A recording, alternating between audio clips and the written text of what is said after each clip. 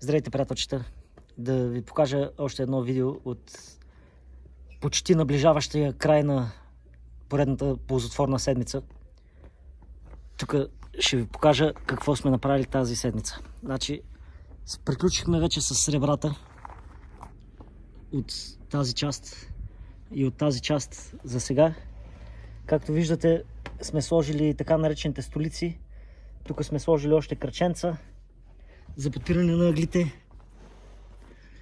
И тук ще сложим още няколко попчета, така наречени.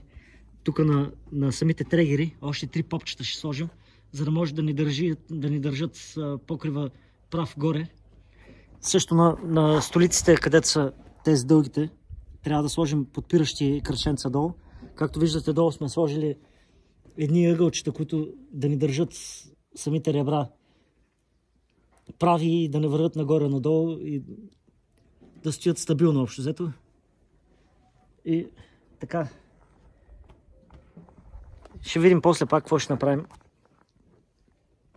Не стоим като гледам така. Чао!